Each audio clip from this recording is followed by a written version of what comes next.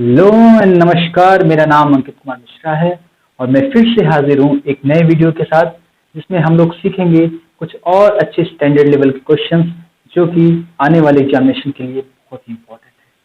तो शुरू करते हैं। जैसे कि प्रीवियस वीडियो में आपने देखा था कि हम लोगों ने 3 सर्कल से जुड़े कुछ अच्छे लेवल के क्वेश्चंस किए थे। इस बार हम लोग एक लेवल और आगे जाएंगे और अब की बार 6 सर्कल से जुड़े कुछ अच्छे क्वेश्चंस को ट्राई करेंगे। तो आपका समय बर्बाद ना करते हुए शुरू करते हैं पहले क्वेश्चन के साथ। तो पहला क्वेश्चन है आपके स्क्रीन पे। इस पर आप लोग देख सकते हैं कि 6 छोटे छोटे इक्वल रेडियस के सर्कल बने हुए हैं, इनमें सभी की रेडियस इक्वल है और 1 सेंटीमीटर है। ठीक है, और आप इसको देख सकते हैं कि इसमें एक बड़ा सा सर्कल जो है इन सभी छोटे सर्कल्स को सर्कमस्क्राइब कर रहा है। ठीक है, हमने इसी बड़े वाले सर्कल का सर्कमफेरेंस फाइंड आउट करना है। ओके, तैयार है आप लोग? चलिए तो शुरू करते हैं पहला क्वेश्चन। तो जैसा कि आप लोग देख सकते हैं कि यहाँ पे कुल 6 सर्कल हैं, 1 2 3 4 5 और एक 6, जिनको एक बड़ा सर्कल सर्कमस्क्राइब कर रहा है और मुझे इसी बड़े सर्कल का पेरीमीटर या सर्कमफेरेंस इन छोटे सर्कल की मदद से फाइंड आउट करना है। ठीक है, पिछले क्वेश्चन में हम लोगों ने जो थ्योरम यूज की थी, सेम थ्योरम इस बार भी इस क्वेश्चन में यूज होगी। ठीक है, सर्कल कितने हैं ये मैटर नहीं करता, थ्योरम सेम ही यूज होगी। इसके जगह पे आप 8 सर्कल का भी यूज कर सकते हैं, वहां भी सेम ही थ्योरम यूज होगी। क्या थी वो थ्योरम? अगर मैं इसको ऐसे ज्वाइन कर दूं इन सभी के सेंटर्स, क्लियर? फिगर मुझसे बहुत अच्छा तो नहीं बन पाया है, कोशिश किया हूं। ओके, तो मैं देखूंगा कि ये आपका 1 सेंटीमीटर, ये 1 और 1, यानी इसकी रेडियस 1 थी, यहाँ पे ये रेडियस और ये रेडियस यानी कुल डायमीटर इसका कंसीडर किया गया है। ठीक है, फिर ये 1 सेंटीमीटर, एक ये, एक ये, एक ये, यहाँ पे फिर हमने डायमीटर को कंसीडर किया है, ये एक, ये एक और एक ये और ये। अगर ध्यान से देखें तो ये एक समबाहु त्रिभुज यानी इक्विलैटरल ट्रायंगल फॉर्म हो रहा है कि नहीं हो रहा है, जिसमें उसकी एक साइड 1 2 3 4 सेंटीमीटर की है। ठीक है, कहने का मतलब है ए 4 सेंटीमीटर का इक्विलैटरल ट्रायंगल फॉर्म हो रहा है। और मैंने आपको अभी प्रीवियस वीडियो में बताया था कि अगर एक सर्कल के अंदर, जैसे यहां पे मैं ड्रॉ कर रहा हूं, ये एक सर्कल है, इसके अंदर मैं इक्विलैटरल ट्रायंगल बनाता हूं, सिर्फ ध्यान रखिएगा इक्विलैटरल ट्रायंगल। ठीक है, ओके, तो ये सर्कल इस इक्विलैटरल ट्रायंगल का सर्कम सर्कल होगा कि नहीं, यानी ये वृत्त इस त्रिभुज का परिवृत्त होगा कि नहीं होगा? होगा। अब इसके अंदर एक अंतःवृत्त की रचना करते हैं। हमेशा ध्यान रखिएगा इनका सेंटर एक ही होगा। ठीक है, इसके अंदर आप एक और समबाहु त्रिभुज की रचना करिए, उसके अंदर आप एक और सर्कल की रचना करिए। ऐसे आप अनंत समय तक करते रहिए, इनफाइनाइट नंबर तक करते रहिए। हर बार ये सेंटर सारे सर्कल का एक ही होगा। कहने का मतलब है कि ये सारे सर्कल संकेंद्रीय या कॉन्सेंट्रिक होंगे। तो आपको ये बात समझ में आ गई होगी, छोटी सी बात थी। ओके, तो इस तरह से हम लोग ये भी मान सकते हैं कि इस बड़े वाले सर्कल का और इस त्रिभुज के अंदर या इसके बाहर बनने वाले सर्कल का एक ही केंद्र O होगा। मान लेते हैं कि ये है O। ठीक है, तो इसके बाहर अगर कोई सर्कल बनता तो कुछ इस तरीके से बनता, और इसका रेडियस तो हम लोग फाइंड कर ही सकते हैं ना। इस सर्कल का, रेड वाले सर्कल का रेडियस तो हम लोग फाइंड कर सकते हैं। कैसे फाइंड कर सकते हैं? हम सबको पता है कि एक समबाहु त्रिभुज,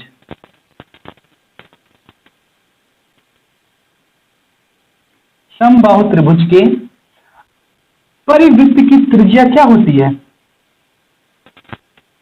a/√3। कहां से आया है ये आया है ABC/4 डेल्टा फॉर्मूला से आया है। क्लियर हुई बात? ठीक है, अब हम लोग ध्यान से देखें तो इसकी भुजा की लंबाई क्या है? 4 सेंटीमीटर।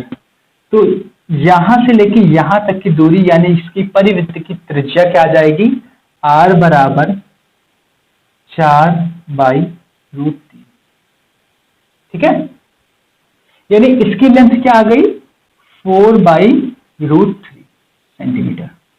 ठीक है, अब मैं देखूं तो यहां से लेके यहां तक की डिस्टेंस तो हमको पता है ना।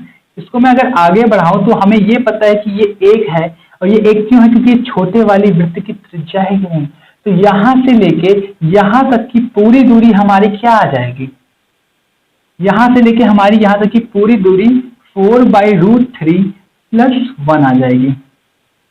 ठीक है, क्या आ जाएगी?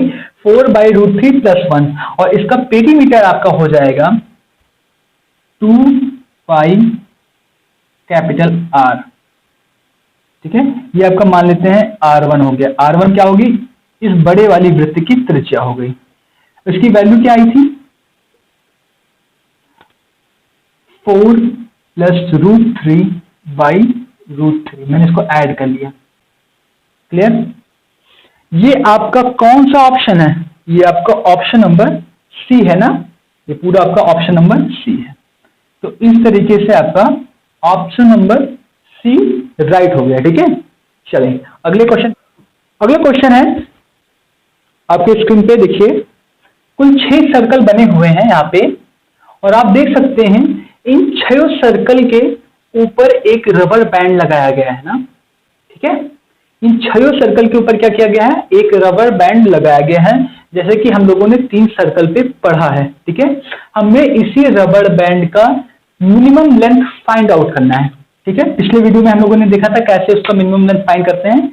चलिए, ठीक है, तो यहाँ पे आप देख सकते हैं कुल 6 सर्कल हैं जिनकी रेडियस क्या है? इक्वल है और 1 सेंटीमीटर की है, और इनके ऊपर एक रबर बैंड लगा हुआ है जिसकी मुझे मिनिमम लेंथ फाइंड आउट करनी है। ठीक है, हम लोगों ने पिछली बार एक थ्योरम पढ़ी थी कि अगर ऐसे कोई क्वेश्चन आएंगे जिनमें रबर बैंड की लेंथ फाइंड करना होगा, तो ये इतना भाग जो कि टच कर रहा है, ये इतना भाग जो कि टच कर रहा है यानी चिपका हुआ है। ध्यान दीजिएगा, मैंने पिछली बार ये बोला था कि चिपका हुआ है।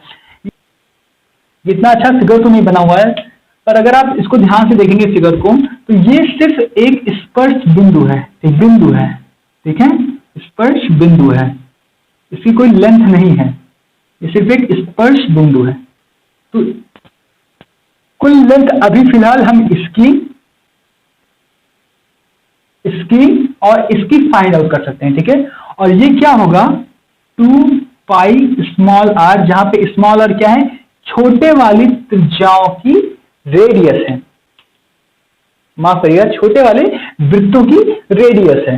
यानी अगर कोई ऐसा फिगर बना हुआ है जहां पे मुझे रबर बैंड की लेंथ फाइंड करनी है, तो वहां पे ये जो चिपका हुआ वाला पार्ट है, ये सभी चिपके हुए पार्ट का सम होता है किसी भी एक छोटे वाले सर्कल के सर्कमफेरेंस के। ठीक है, ऐसा क्यों होता है? अगर आप ध्यान से देखिए तो इसके सेंटर से अगर मैं इसको मिला दूं तो ये 90 डिग्री बनाएगा, ये भी ऐसे 90 डिग्री बनाएगा, ये दोनों 90 डिग्री बना रहे हैं, यानी ये दोनों पैरेलल हो जाएंगे। अब मैं बीच के सारी चीजों को हटा दूं और इसको यहां तक चिपका दूं, तो आप देखेंगे आराम से चिपक जाएगा कि नहीं यहां पे। ठीक है, ऐसे ही ये यहां पे जाके चिपक जाएगा ना।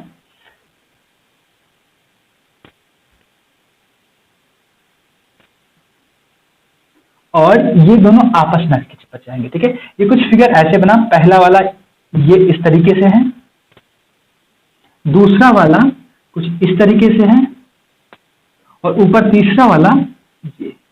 तो जो चिपका हुआ वाला पार्ट था, ये टोटल क्या हो गया? इसी का सर्कमफेरेंस यानी 2πr ही तो हो गया भाई, है ना।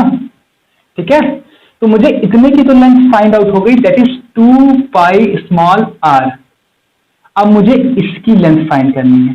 तो मैंने आपको बताया था अगर कोई दो सर्कल हैं जो कि आपस में एक्सटर्नली टच करते हैं, तो उनका ये जो कॉमन टेंजेंट होता है यानी इनका उभय निष्ठ स्पर्श रेखा होता है, इसकी लंबाई होती है 2√r1 इंटू R2। यहाँ पे दोनों की रेडियस 1 है, इसलिए ये क्या आ जाएगा 2√1 इंटू 1 दैट इज 2। इस इतने की लेंथ आ गई 2, इस इतने की लेंथ आ गई 2, इस इतने की लेंथ आ गई 2, इस इतने की लेंथ आ गई 2, इस इतने की लेंथ आ गई 2 और ये इतने की लेंथ आ गई 2, यानी 2 2 4 6 8 10 12, 2 पाई r प्लस 12। r की वैल्यू यानी छोटे वाले सर्कल की रेडियस क्या है 1 है। यहां से हमारा फॉर्मूला बन गया, आंसर आ गया 2 पाई प्लस 12। क्लियर है? 2 पाई प्लस 12। यहां से अगर मैं 2 को कॉमन ले लेता हूं तो पाई प्लस 6, ये हमारा फाइनल आंसर आ गया। ठीक है, कौन सा ऑप्शन है? जैसे देखिए ऑप्शन नंबर सी है, वो भी है 2 पाई प्लस 6। ठीक है, समझ में आ गया होगा आपको, बहुत ही आसान था। सिर्फ एक क्वेश्चन और बचा हुआ है जिसको हम लोग अगले लेक्चर में कवर कर लेंगे, और इसके बाद इस टॉपिक से रिलेटेड आपको कोई भी क्वेश्चन ऐसा नहीं होगा जो आपने ना पढ़ा हो। तो अगर आपने दोनों वीडियो थॉरली पढ़ी हुई है तो आपके सारे क्वेश्चन इस टॉपिक से रिलेटेड हमेशा सही होंगे। So thank you so much. अगर आपको ये वीडियो पसंद आया तो आप इस वीडियो को जरूर लाइक करें, सब्सक्राइब करें, चैनल को शेयर करें, और अगर कोई भी क्वेरी आपकी रह गई हो तो प्लीज कमेंट करिएगा। मैं नेक्स्ट वीडियो में उसको शॉर्ट आउट करने की डेफिनेटली कोशिश करूंगा। Thank you very much.